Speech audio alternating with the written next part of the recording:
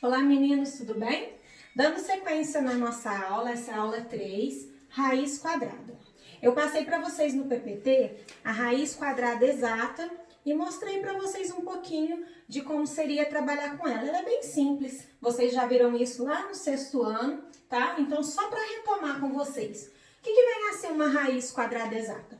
Raiz quadrada exata é aquele valor que eu encontro, um número multiplicado por ele mesmo, que deu o resultado que está aqui dentro, certo? Então, por exemplo, a raiz quadrada de 25, ela é 5. Por quê? Porque 5 vezes 5 é 25. Quando possui uma raiz quadrada exata, quando o número tem uma raiz quadrada exata, eu digo que ele é um quadrado perfeito, tá? Então, os números que são quadrados perfeitos são aqueles que têm umas raízes quadradas exatas. Para representar a raiz, eu uso assim, com o símbolo da raiz, que eu chamo ele de radical, o índice, que é o número que vai aqui dentro, né? No caso da raiz quadrada, vocês podem perceber aqui, ó, que eu não uso ele, porque eu não preciso mostrar o 2. Eu só preciso mostrar esses números a partir do 3, quando o índice for 3, 4 e assim por diante. E o radicando, que é o número que está dentro da raiz. E eu também posso representar ele como uma operação matemática. Nós trabalhamos operações inversas, né? O que vem a ser essas operações inversas? A operação inversa da soma é a subtração. A operação inversa da multiplicação é a divisão. E a operação inversa da potência que nós vimos é a raiz. Então, eu posso expressar uma potência em forma de raiz e uma raiz em forma de potência. Como assim? Vamos lá, vamos pegar com um número. Raiz quadrada de 36 é a mesma coisa que 6 elevado ao quadrado, certo? Então, eu posso expressar tanto em forma de raiz, certo?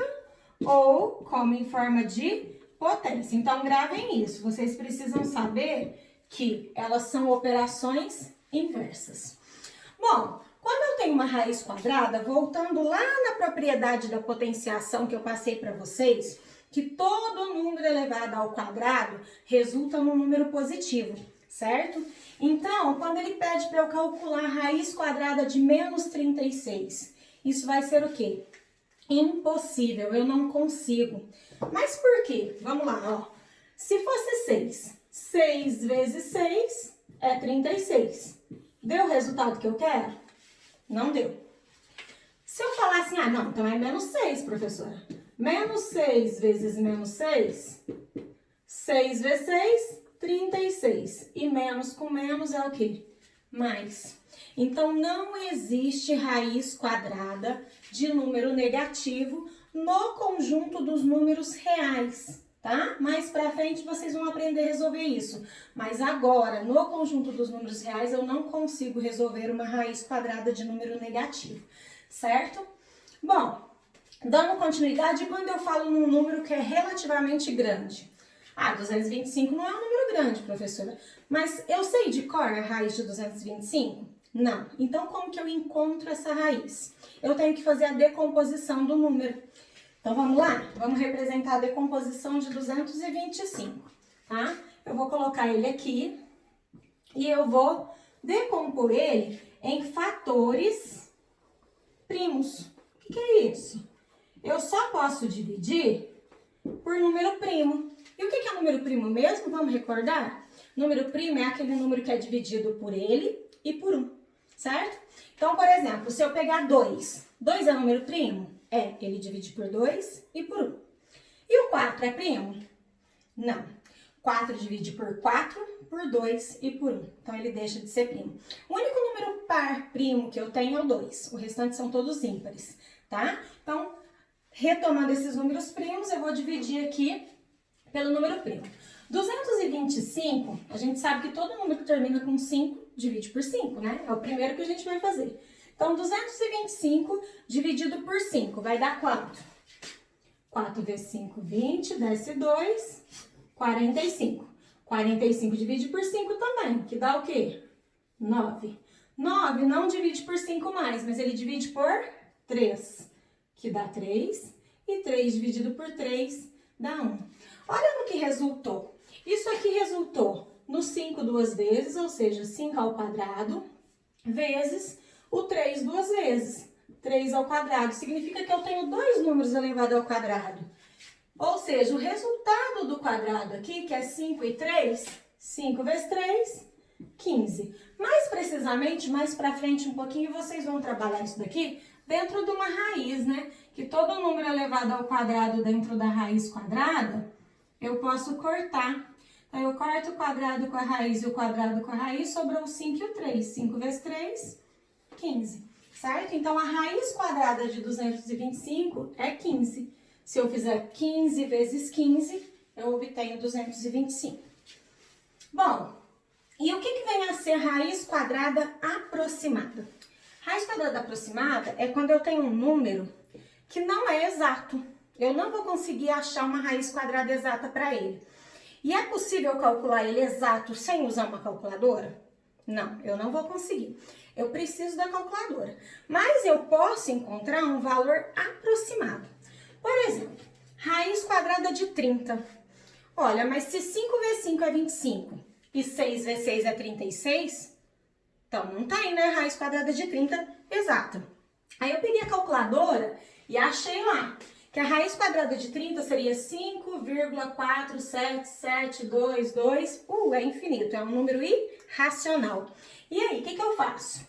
Bom, se eu peguei a calculadora e sei que é 5,4, eu sei que ele vai ser um número entre 5,4 e 5,5, certo?